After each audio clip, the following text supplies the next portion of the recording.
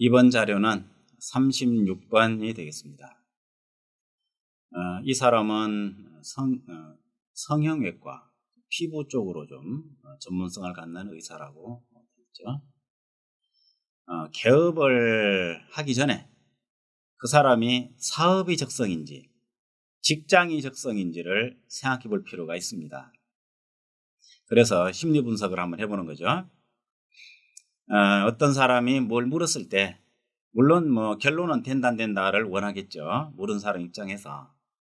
그렇지만 상담해주는 입장에서는 과연 이 사람이 그 일을 하는 것이 타고난 적성에서 봤을 때 최선인지 뭔가 잘못 가고 있는지 이런 생각을 자꾸 하게 됩니다. 왜냐하면 물론 제대로 자기 적성대로 일을 맡았다면 즐겁기도 하고 또 오래도 가겠습니다.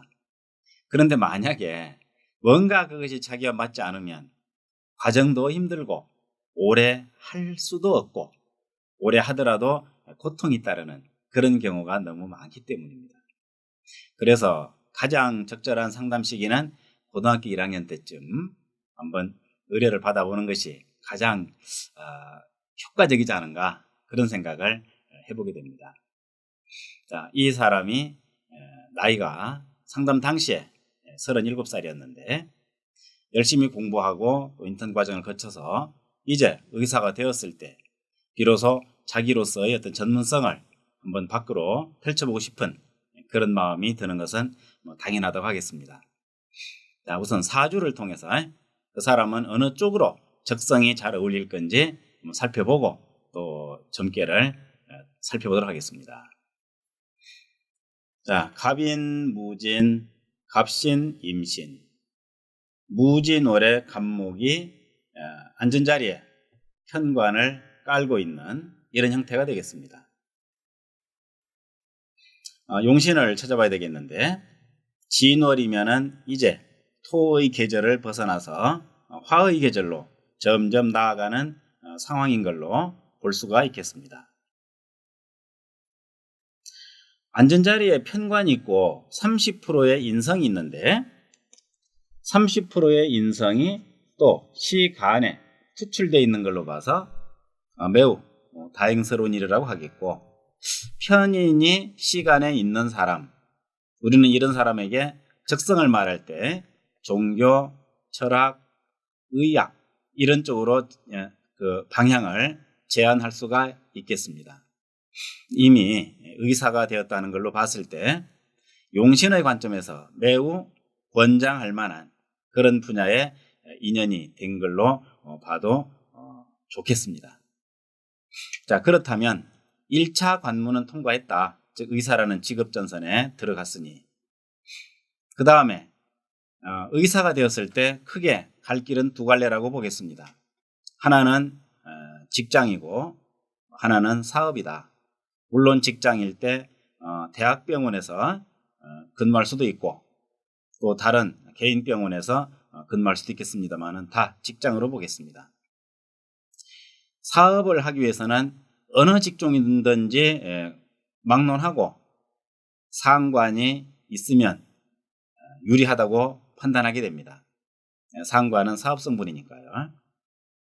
자, 이 사주에서 상관성은 전혀 보이지 않는다. 연지에 있는 인중병화는 식신입니다. 상관이 없는 사람이 사업을 구상하게 되었을 때 상당히 애로가 많을 것이다. 물론 자신감은 가능합니다. 편제가 있지 않습니까? 월주에. 편제는 일을 처리하는 능력이지 손님을 끌어들이는 능력은 아니다. 상관은 사교성분이라고 그랬죠. 사교성분은 나와 인연이 된 사람들, 그것이 학연이든 지연이든 또는 군대연이든 인연이 된 사람을 내 편으로 끌어들이는 능력이 되겠는데 이 사람은 그러한 능력이 부족한 걸로 보겠습니다. 상관이 없으니까. 즉 병원을 차려서 의료 행위를 할 적에 사람들을 끌어들여야 되는데 그야말로 세고 센 것이 정형외과라고 성형외과라고 한다면 그 중에서 살아남기 위해서 말빨이 따라주느냐 하는 점을 생각해 봅니다. 근데 좀 많이 부족하죠. 누군가가 손님을 데리고 온다면 시술은 할 수 있습니다. 일지, 편관, 책임감을 가지고 월간의 편제, 마음대로 기술을 발휘할 수가 있겠습니다. 물론 새로운 제3의 얼굴을 창조하는 것은 아니죠.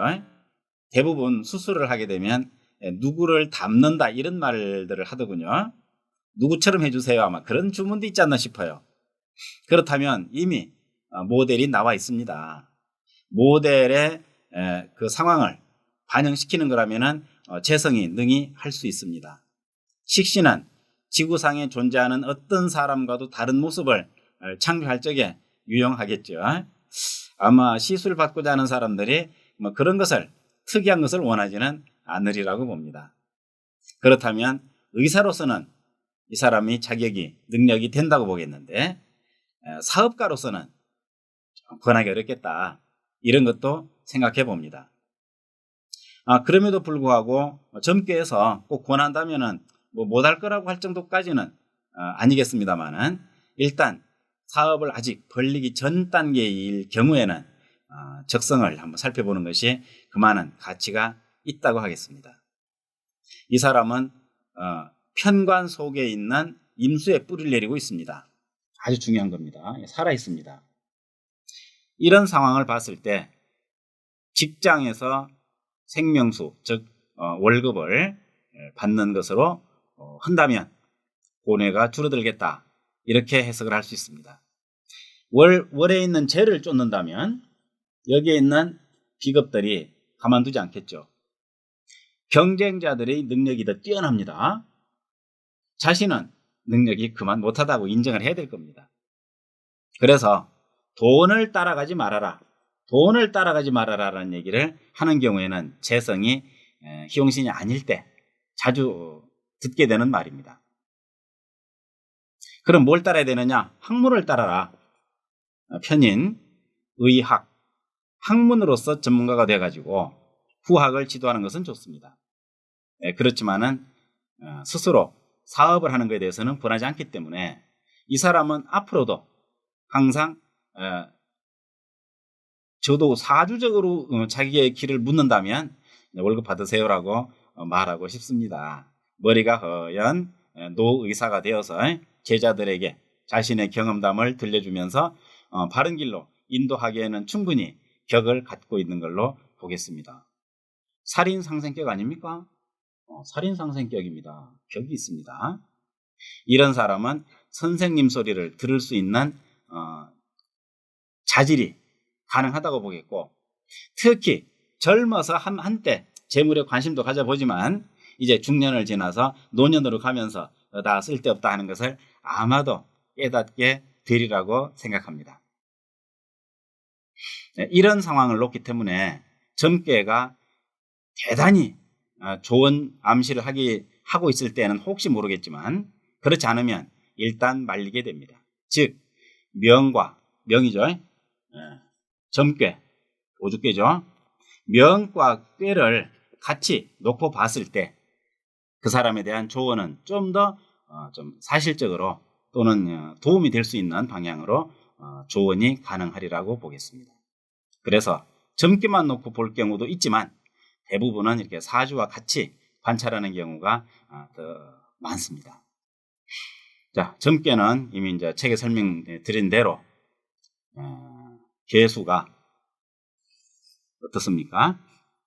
어디에도 의지할 곳이 마땅치 않습니다. 그래서 역부족이라는 말을 해야죠. 힘이 부족하다. 역부족이라는 얘기는 돈이 부족하거나 실력이 부족하거나 경험이 부족하거나 전부 다가 포함이 됩니다. 지금 마음이 무지하게 급하다는 것을 알 수가 있죠. 왜? 편재, 정재. 온통 재 속에서 또 부채질까지 하고 있습니다. 상관이 부채질하네요. 난 될 거야 라는 자기 암시가 아마도 속에 내재되어 있지 않겠나 하는 해석도 짐짓해 볼 수 있겠습니다. 그렇지만 이 사주, 이 점괘에서 도움 줄 만한 경금은 내 차지가 아니라 얘 차지입니다. 경쟁자의 차지죠. 물론 공부도 그렇게 깊다고는 못하겠네요. 경진쯤 되었더라면 참 분위기가 다를 텐데 경인이기 때문입니다. 지금 현재 이 상황으로 봤을 때 의사 면허증은 땄지만 사실 경험은 매우 부족하다. 인성이 뿌리가 없으니까 매우 부족하다. 이것이 또 적어도 5년, 10년 세월을 두고 연마됨으로써 비로소 경신이 되겠죠. 경신이 되면 비로소 힘을 낼 텐데 그걸 대략 따져보면은 경인 다음으로부터 경인, 신묘, 임진, 계사, 갑오, 을미, 병신까지 가야 신을 만납니다. 그럼 앞으로 몇 년입니까? 줄 잡아서 한 6, 7년 되나요? 보자. 경인, 신묘, 임진, 계사, 갑오, 을미. 그러면 한 5년 지나야 되겠군요. 자, 5년이면은 대출 받아가지고 빚내가지고 병원 지어서 망하기 딱 좋은 시점으로 보겠습니다. 어쩌면 아마 그럴 것 같습니다. 자, 보실까요? 네. 정제. 돈이 꼬박꼬박 들어갑니다. 이자가 들어가겠죠. 정제. 들어간다는 말은 뭡니까? 귀신이라 소리죠. 제가 귀신이면 돈이 들어가고 제가 용신이면 돈이 나올 겁니다. 돈 나오기는 어려운 점괘네요. 정관이 있습니다. 물론 자진이 합돼서 물대면 좋지 않겠는가 생각하지만 합은 합이고 변하지는 않습니다. 그냥 관일 뿐입니다. 압박이 커지겠네요. 그런가 하면 여기 또 돈 때문에 관의 압제를 받을 겁니다. 결국은 신용불량자까지도 장담을 할 수가 없겠죠. 어쩌면 매우 위험한 상황이다. 물론 자수가 있어서 그나마 기대는 되는데 이 기대치를 쳐다보고 이 먼 무모한 길로 보이는 이 흐름을 따라갈 수 있겠느냐. 점괘를 해석할 줄 안다면 절대로 그러한 조언은 할 수가 없겠습니다. 37에 사업한다는 거 좀 무리입니다. 40대 중반은 돼야 되지 않을까요? 연령으로 봤을 때 그렇습니다. 그렇다면 앞으로 한 5, 6년 좀 더 학교나 병원에 있으면서 기술을 연마하고 경험을 쌓고 대인관계도 좀 더 원활하게 한 다음에 비로소 그쪽 방향으로 생각해 보는 것이 좋겠다고 권하지만 이미 우리는 사주를 통해서 알고 있습니다. 이 사람은 사업해봤자 고통만 떠안고 물러나게 될 것이라는 걸. 그래서 사업은 권하지 않습니다라고 말해주고 특히 앞으로 5년간은 절대로 권할 수 없습니다라는 말을 해줄 수 있는 이런 힌트가 이 점괘 속에서 그대로 드러나지 않았나 싶습니다. 이 자는 뭐냐? 그래도 희망은 있다. 5년을 견디고 난다면 5년 지나면은 병신년이 되었을 때 정확히 5년 맞나 모르겠네. 따져보세요. 병신년이 되었을 때 신자진 해가지고 살아납니다. 여기 또 있잖아요. 이렇게 요리 싹 들어와서 그야말로 제대로 된 분위기를 자기의 분위기로 만들어줄지 모르겠네요. 지금은 아닙니다. 그래서 서둘지 마라. 아직 앞으로 기회가 오는데 지금은 욕심이다. 이런 이야기를 해준다면 일을 저지르기 전에 물어본 상담자에게는 참으로 유익한 상담이 되지 않겠나. 이렇게 볼 수가 있겠네요. 또 따지면 6년인가요? 네, 뭐 상관없죠. 병신년이 중요하다. 이 사람은 그때까지는 절대로 경거망동하지 않아야 된다 하는 것을 생각할 수 있겠습니다. 어떻습니까? 이렇게 한 젊은이가 자신이 배운 것을 좀 발휘해서 어쩌면 아마 공부하느라고 시골에서 소를 팔거나 논을 팔았을지도 모르겠습니다. 쫓기는 마음도 있을 수 있죠. 그렇지만 상담가를 찾는 이유는 뭡니까? 그런저런 사정 다 배제하고 정말로 운명적으로 어떻게 읽힐 수 있는가 하는 점이 궁금했을 것으로 봅니다. 그런 자에게 이 정도의 상담 내용은 상당히 힌트가 되었으리라고 보는데 나중에 소문을 연락을 받아보니까 조언을 받아들여서 그냥 병원에 남기로 했다는 얘기를 해줬습니다. 참 잘했다고 그랬습니다. 이럴 때 상담가로서의 보람을 조금 느끼지 않겠나 싶습니다. 참고되셨기 바랍니다.